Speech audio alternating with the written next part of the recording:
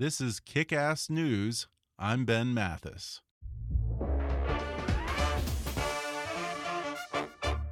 Folks, do you enjoy listening to Kick-Ass News?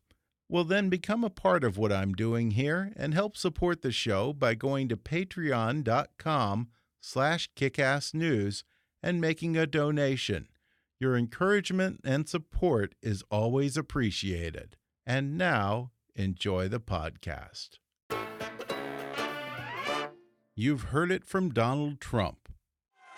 They can't get jobs because there are no jobs, because China has our jobs and Mexico has our jobs. They all have our jobs. You've heard it from his supporters. We want jobs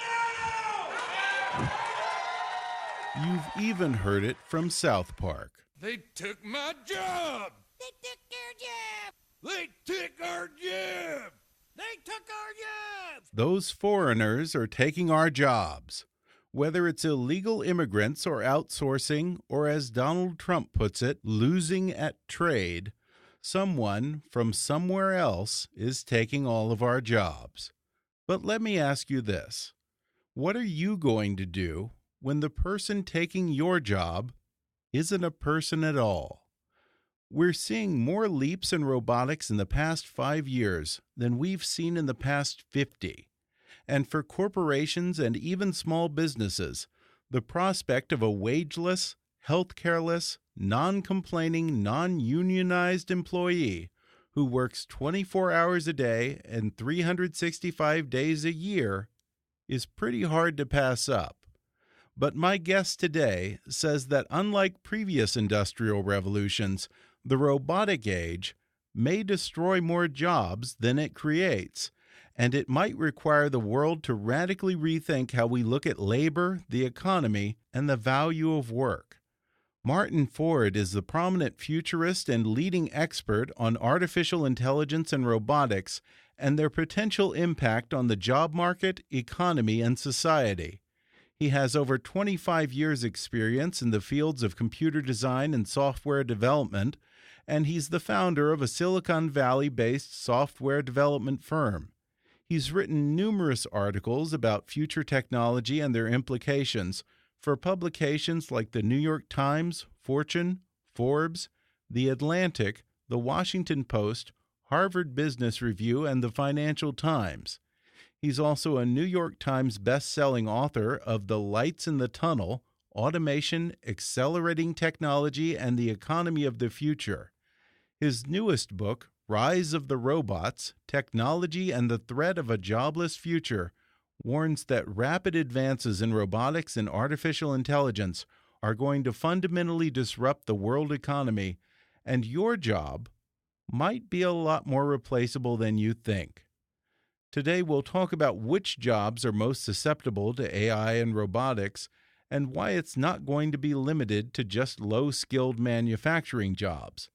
We'll talk about the ways it could fundamentally change society, possibly leading to mass unemployment, unrest, and the necessity for a huge expansion of the government social safety net. We'll also talk about what career paths and skills young people can pursue to ensure job security in the age of robots. Coming up with Martin Ford in just a moment.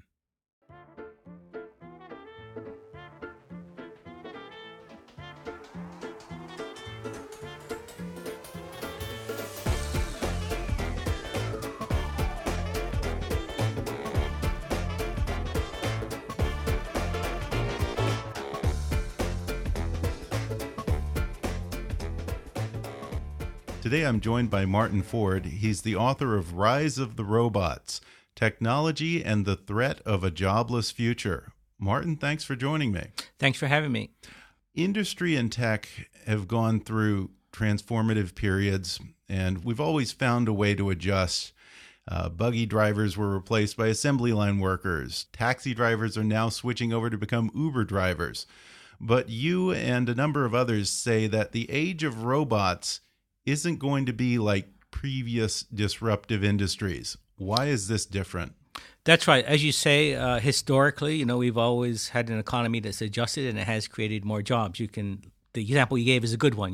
The manufacturers of horse-drawn carriages were wiped out, and then there was a rising automotive industry, and that industry created enormous numbers of jobs for average people. And I think that it worked that way just because we were at a particular time in history when technology was at that point where that process was very labor intensive. I think that has pretty much come to an end. And if you look at the new industries being created today, they don't look anything like the automotive industry. Look at Google, look at Facebook. It's not creating huge numbers of jobs in any sense. And it's certainly not creating a lot of jobs and opportunities for average, typical people in the way that the automotive industry did. So I do think we're seeing a big shift. And the thing that's really driving it is that machines, computers, in a limited way, are now beginning to think. They're taking on cognitive capability. It's not just about mechanical processes or muscle power. It's now about brain power. And this is something that's really entirely new, and it's much broader than it has been in the past. You can point to examples like computers that did computation in the past, but now we've got machines that are truly beginning to think in a broader sense. And that's really quite disruptive. And I think that where it leads to is that we're going to get to the point where nearly all of the routine, repetitive, predictable work in the economy is going to be automated. And that's going to have just an enormous impact on the number of jobs and the type of jobs that are available. Let's talk about what kind of jobs could be replaced. For the longest time, we thought that the jobs that were under threat by machines and computers were largely manufacturing jobs, and the line was, well, better jobs will come of that. But you say in the book that some of those better paying jobs are the ones that are most threatened under this. Which people should be worrying about their job security in the next few years? Again, I think that the main criterion for whether or not a job is going to be threatened, for the foreseeable future, thinking of the next decade or two, is that job on some level predictable? Are you doing something that another person, if they studied a record of everything you've done in the past, could that person figure out how to do your job eventually? If the answer is yes, then eventually I think there'll be a smart algorithm or a robot that will come along and be able to do that job. And the thing is that when you think in that way, it's clear that encompasses a lot of skilled, knowledge-based jobs. I mean, there are a lot of people that sit in front of a computer and they crank out the same kind of analysis again and again. They write the same basic report again and again. All of that is susceptible to this, and in many cases we can point to examples where it's already happening. It's already being, these types of jobs are already being automated by smart software. And one of the paradoxes of all of this is that people, continue to assume that, it's really lower skill, uneducated people that are going to be impacted by this. But the reality is that a knowledge-based job where you're just manipulating information is often easier to automate because you only need software to do that. Right. Whereas, you don't need the mechanical element. That's right. Whereas a lot of lower wage jobs actually require lots of visual perception and dexterity. We're actually manipulating the environment, and much of that is actually very hard to automate still. To build a robot that can match a person's fine motor skills and dexterity and hand-eye coordination and so forth is still a substantial challenge. So, a lot of more educated people that have done everything they're supposed to do and gone and gotten that college degree, they're going to find that what they're doing is really quite susceptible to this. So that's a real issue for us. What specific jobs do you picture being under threat eventually?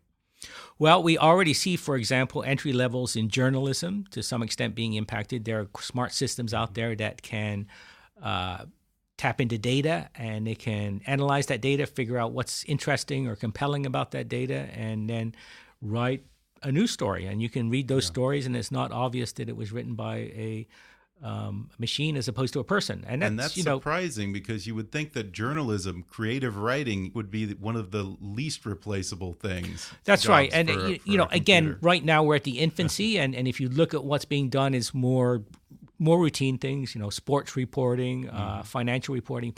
But the key insight is it's going to get better and better. It's not going to stay at that early stage. It's going to progress rapidly. And I think ultimately that kind of approach is going to scale across all kinds of white-collar jobs. I mean, people sitting in a cubicle somewhere in an office tower doing something that is fairly routine and repetitive, all of that is going to be impacted by this. So, you can't really point to any one particular industry or particular type of jobs. It's really a holistic thing that's just gonna impact everywhere, and that's what makes this disruptive. If it were just one area, then you'd say, well, do something different. But if it's coming for everything, then of course that's a whole different problem. Healthcare. Healthcare is I would say in general one of the areas that is relatively safe for workers for the foreseeable future. And the reason is that a lot of jobs in healthcare require a combination of mobility and dexterity and direct interaction on a human level with patients. A good example of that is a nurse.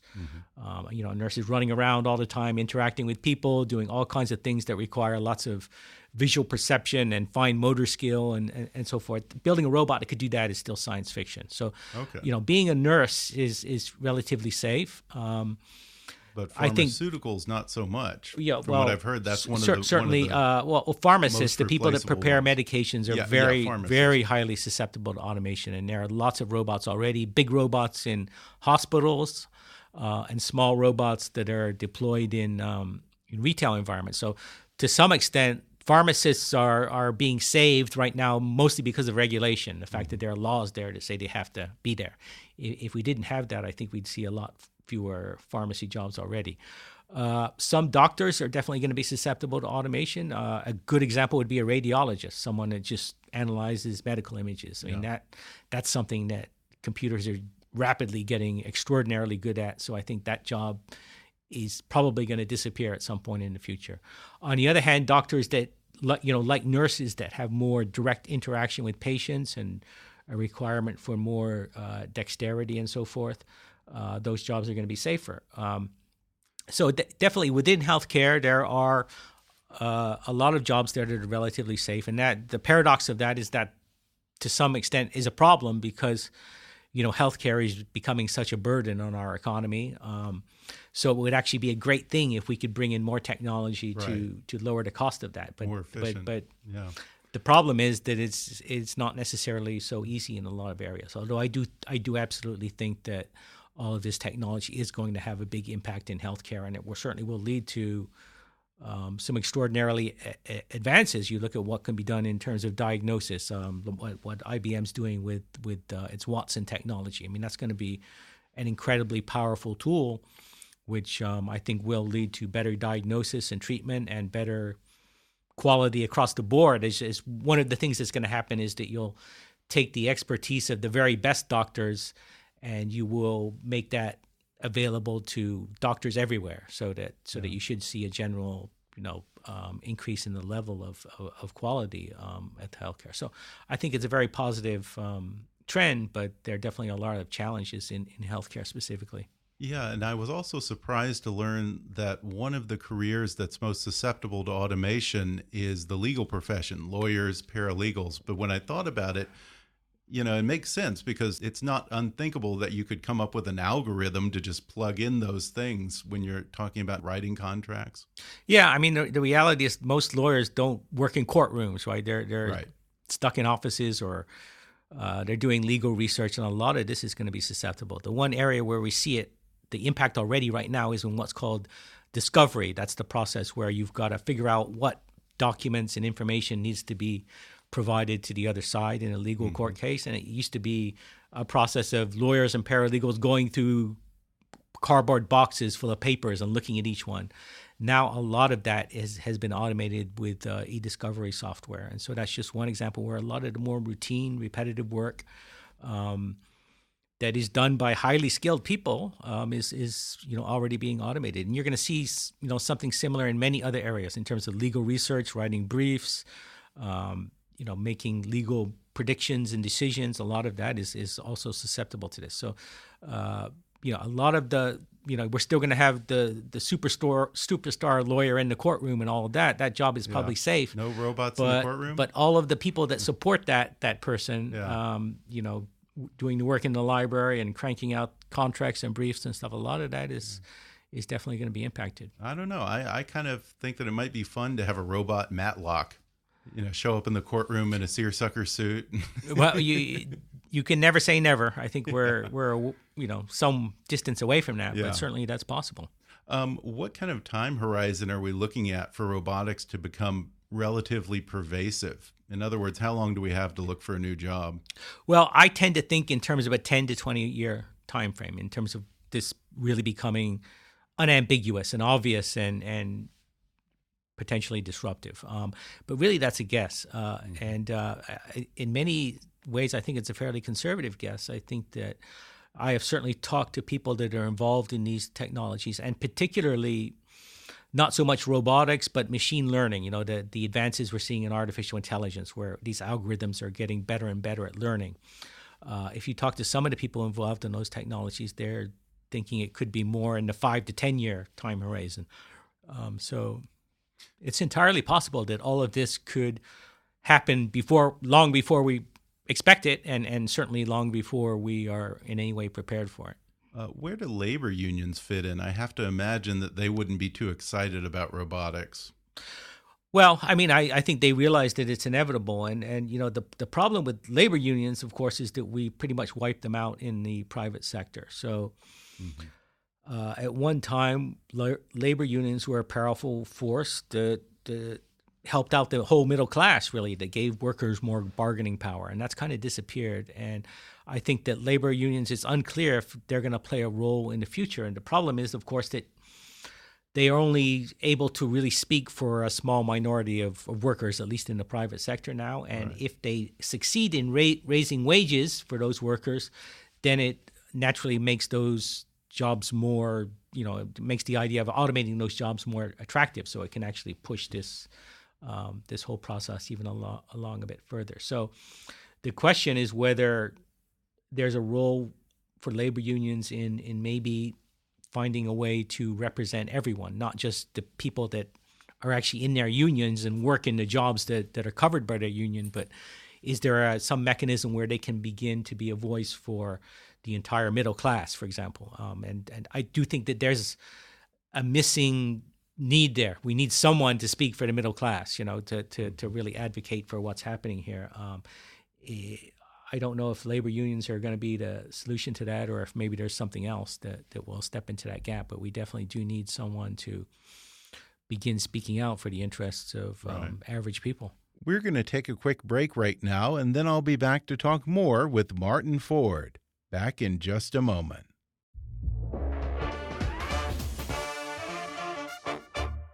If you're intrigued by my conversation with Martin Ford, then check out his book, Rise of the Robots: Technology and the Threat of a Jobless Future. And right now, you can download the audio version of his book for free with a special promotion just for our listeners from Audible.com.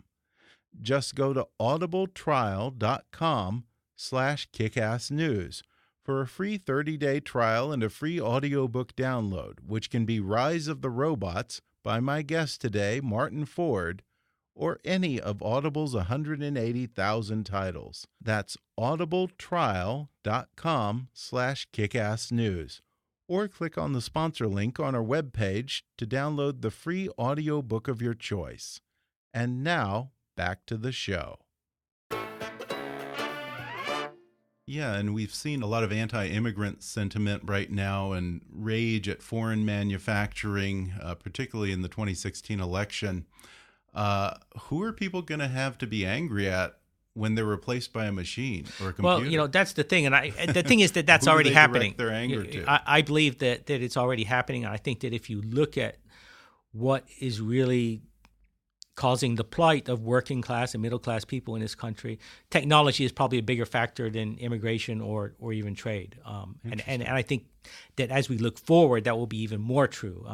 For a while there, China did have a big impact, but there's lots of evidence to suggest that that's kind of winding down now, that the impact of China is not going to be as great in the future, but the impact of technology is going to be even more dramatic. So I think that it's a lot when people are angry, of course, you look for someone to blame. It's a lot easier to blame another person, whether that person is a worker in China or an immigrant. Technology is, a lot less visible and tangible. it's something that you can't so much point to. And so, that's part of what's going on, is that I think people don't realize what it is that's really causing the trouble for them. And so there's this generalized anger out there. And I worry a lot that that's going to get worse. I mean, the trend that I see suggests that if we don't find a way to adapt to this, things are going to get a lot worse. The level of anger is going to get worse, and therefore opportunities for people like Donald Trump to step into that situation and take advantage of it are also going to grow. So, and that'll be true both here and in Europe. Are we looking at large-scale unemployment, societal unrest, maybe even riots? I mean, that's a possibility at some point. There's a range of possible outcomes here. Certainly, mass unemployment is one possibility, especially if this unfolds at a rate that is maybe faster than what we're ready for, and if we're totally unprepared, you can't rule out that possibility. A less extreme possibility is that we just see a continuation of what we see now, which is that average people have got stagnant wages. Average people are often underemployed, where they do have a job, but they don't get enough hours, or the job that they can find doesn't really utilize their skills and so forth. So we could see that worsen. That would be a sort of a tamer version of this. So, however it works out, it's not going to be good in terms of the impact on society and in terms of the political response that you're going to see. So I do think that we're going to see people more and more disenfranchised, people more and more angry, and that can lead to all kinds of bad things. Well, this is a pretty pessimistic picture you're painting here. Are there opportunities to adjust and thrive in the era of robots, or? Sure. I mean, I think that's my whole. That's the reason I'm talking about this. That's the reason I wrote my book, is that there absolutely is a fantastic opportunity there. I mean, where I live in Silicon Valley, there are a lot of what we call techno-optimists, people that have a very bubbly, optimistic view on this and think that technology is always great. And, to a large extent, I agree with that. Technology is the thing that has made us more wealthy. I mean, if you compare the lifestyle of an average person today to the lifestyle of a very, very wealthy person maybe 100 years ago, I think the average person in most ways is probably better off today. And the reason is that technology has made our world better and created all of this abundance of new services and products for us. I think we want that to continue, but we need to recognize that we're headed into a different era, and in particular, there's going to be a big impact on the distribution of income. If we can adapt to that, you can imagine a very utopian future, something like on Star Trek, where no one really has to work if they don't want to, or certainly they don't have to do an unpleasant job or a job that they hate, and yet everyone is thriving. That's possible. That can happen. The problem is I don't think that happens automatically as a result of the progress of capitalism. I think that we're going to have to actually adopt policies to push us in that direction. Will it entail having to rethink the fundamentals of our economy? To some extent, I think it's going to require ultimately an unconventional, seemingly radical adaptation. I don't think that we can, the conventional ideas that are out there are things like give people more education and training, or right. We hear that a lot. And that has worked so far, but we're getting to the point where I just don't think that that's going to be a sustainable solution. And a big part of the reason is that we now have machines climbing the skills ladder. So people are not going to be able to stay ahead of that. Yeah. I mean, it could, if you think in the extreme, it'll get to the point where if you want a job, you got to have a PhD from MIT in artificial intelligence or something, so you can be a developer. I mean, we're not going to take all the taxi drivers and put them into that kind of role, right? Yeah. So it's not. Ultimately, it's not sustainable. But still, someone has to make the robots, right? Yeah, though there definitely will be opportunities. Or will robots be making the robots? Well, eventually the robots will definitely be building the robots, but there's still going to be roles for people in many ways. My concern is that, number one, there won't be enough of those opportunities for everyone, and number two, there'll be a mismatch between the skills that are required in those new jobs and the skills and capabilities of typical people out there. Yeah. So ultimately, I do think we're going to have to do something about that. And what I've advocated, and it's an idea that's getting more traction, is that someday, not tomorrow, but someday, we're going to have to look at something like a guaranteed basic income where everyone has got some sort of a floor on their income so that they can survive economically, whether they have access to a traditional job or not. And again, that's a very radical idea that people will call socialism. Actually, it's not. If you look historically, what you'll find is that many conservatives and libertarians have supported that idea, in particular Friedrich Hayek, who has become kind of a conservative icon. He was a big proponent of a guaranteed minimum income. So it's not a very hopeful picture, though, if we're talking about No, having to put more Americans on the dole. Well, you see, in our society as it exists today, we've got that value proposition, which says that, you got to work, you got to do something productive, or you're a loser. I think over time we're going to evolve away from that. I think that if we gave everyone a minimal income, a floor, most people, the vast majority of people, would still want to do something productive on top of that. All right. And in fact, there's evidence to suggest that if you give people a basic safety net, they may, in many cases, choose to take more risk. I mean, so just for example, suppose you've got a job right now that you're not really growing in. It's just kind of a boring job. You keep it. If you knew that if you left that job, your income would be subject to a floor, wouldn't just drop to zero. There would be a safety net for you there. You might be more willing to quit that job and do something more innovative, right? Take a riskier job in a startup company, or maybe even start your own business. And so as long as, we're not talking about a guaranteed income that's so generous that everyone just becomes a slacker, it can become a very effective, way to make things work better. And what will be the key components to individual Americans' ability to adjust and hopefully thrive in this new reality? Well, there are a couple of challenges here. I do think that the first challenge we're going to face, and the biggest political challenge, is going to be income distribution. I mean, where are people going to get their income from if they don't have a job? And that's the first part of it. We're going to have to figure out what to do about that. Assuming we figure that out, and maybe it leads to something like a guaranteed income, then the sort of more intangible question is, how do people find value? I mean, right now, our jobs provide two things, basically, right? We get an income, which is important, and we also get that sense of accomplishment, the sense that we're doing something worthwhile. And from our careers and our jobs have become really important to our sense of self-worth and accomplishment. In the future, people will still for sure need both of those things. They'll need the income, and they'll need that sense that they are doing something worthwhile.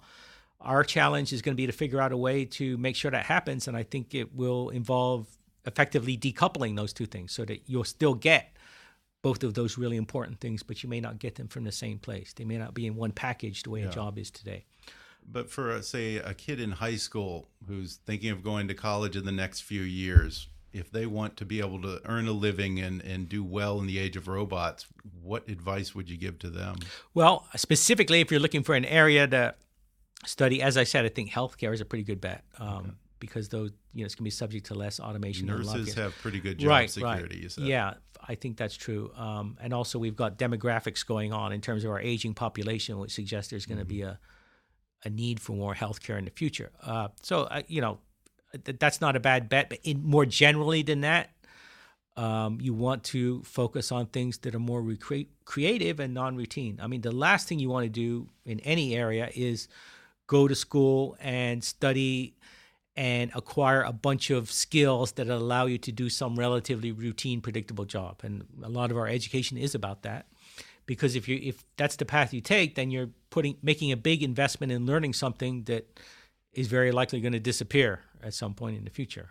So you want, I mean, there is an argument for being, I think, fairly broad-based. I mean, maybe study liberal arts as opposed to something really incredibly specific, because you want that breadth. You want that ability to be flexible, to move on to different areas, and really the thing you want to emphasize is this ability to think creatively. So I would say don't get too specific. I mean, in general, studying science and technology is good because that, of course, that allows you an opportunity to participate in all of this. But still, you want that ability to move to other areas, because we know that things are going to move very fast in the future. A lot of existing opportunities are going to just disappear. I talked to Guru Banavar, the head of the Watson project at IBM. He says we don't have to worry too much about superintelligence and singularity.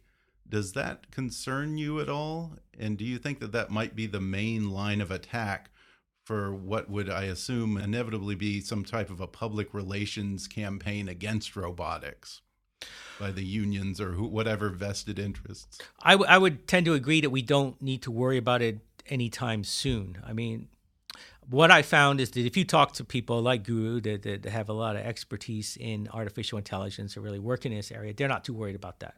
The people that have spoken out, warning us that superintelligence is going to be an existential threat, the machines are going to take over.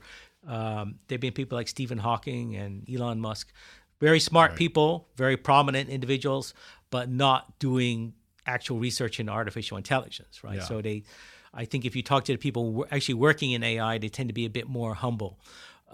Having said that, I don't think it's a silly concern. It's not ridiculous. It shouldn't be. It's not something we should laugh at.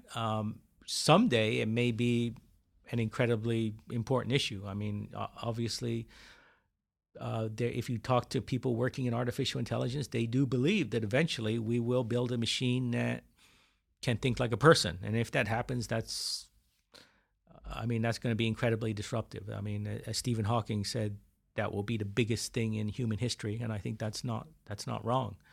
At that point, there is a whole can of worms there that opens up. So it's not, Elon Musk, for example, has donated a lot of money to set up think tanks that are thinking about this issue, and I don't think that's a bad thing. I mean, it's something that we should be giving some thought to. I don't think that it's a major issue for society that we should be dumping all kinds of resources, as a society worrying about that. But certainly if Elon wants to set up think tanks to engage in that, I think that that's a positive thing, because someday, it might be 30, 50, 100 years from now, maybe that is going to be an existential issue. Well, one job that I think many people are excited to replace with robots is boots on the ground, soldiers. But then on the other side of that, there are many people who are concerned about this idea of autonomous weapons, which take the drone a few steps further, weapons that can think and, in theory, kill for themselves. Where do you fall on autonomous weapons? Well, I mean, there's no doubt. I mean, if you talk to the military, that the use of robotics and drones has been a positive thing. I mean, it saved the lives of many U.S. soldiers and pilots and all the rest of it. So, I mean, there's no doubt that from our national security perspective, this is a positive development. As you say, the debate that's happening right now is, should we go beyond having people control those machines and allow those machines to become autonomous? And that's something that many people find very, very disturbing. There is certainly a movement to ban that kind of technology in the same way that, for example, chemical weapons are banned. I think it's that it's a debate that we need to have. I also think that, to some extent, it's probably inevitable that we're going to get to the point where weapons are going to become more autonomous. And the reason is that someone will do it. The U.S. military may not take that first step, but I've certainly heard reports that the Russians are actively working on that. I suspect that it will happen. And the problem is that on the battlefield, things are going to unfold at such a rapid rate that an autonomous robot is going to have a tremendous advantage. I mean, people are not going to be able to think fast enough to deal with the kind of dynamic situations that unfold. And if you want a preview of that, you can look to Wall Street, where you've got trading algorithms that are essentially battling each other, and they're doing it in tiny fractions of a second, that way beyond what any person could understand or deal with. So I suspect the same thing is ultimately going to happen on the battlefield, and it's probably inevitable, although it certainly is on many levels disturbing. Well, before we go, I have to ask, do you think that you have job security in the age of robots, or do you think a computer might be writing Rise of the Robots 2 for you? Well, I would give the same answer that I think applies to everyone, which is that for the foreseeable future, I think I'm okay there if I'm writing books and doing that kind of thing. But you can never say never. I mean, there's no job anywhere that I would say is absolutely safe forever. Ultimately, we just talked about the possibility of machines that can think like people. If that happens, then that's all she wrote. I mean, there are no jobs that are safe at that point. So, that's something for us all to keep in mind going forward, I think. Well, Martin Ford, your book is called Rise of the Robots, Technology and the Threat of a Jobless Future. Martin Ford, thanks for sitting down with me. Thanks a lot for having me. It's great to be here.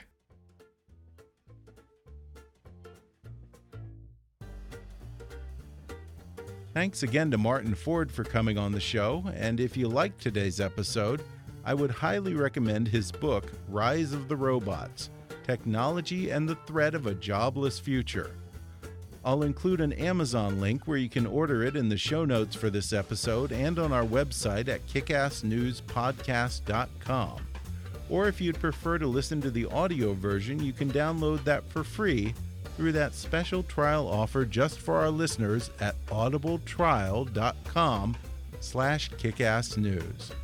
You can follow him on Twitter at @mfordfuture, or keep up with him on his blog at econfuture.wordpress.com. Be sure to subscribe to Kickass News on iTunes and leave us a review while you're there. You can visit Kickass News on Facebook or follow us on Twitter at @KAPolitics. And please be sure to recommend Kickass News to your friends on your social media. And if you really want to help out, then donate to our GoFundMe campaign at gofundme.com/kickassnews, or make a recurring donation at patreon.com/kickassnews. And as always, I welcome your comments, questions, and suggestions at comments@kickassnewspodcast.com.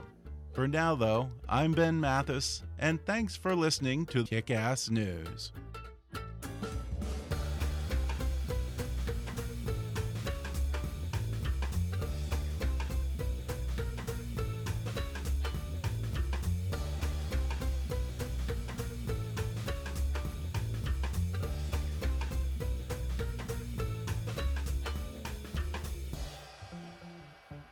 Kickass News is a trademark of Mathis Entertainment, Inc.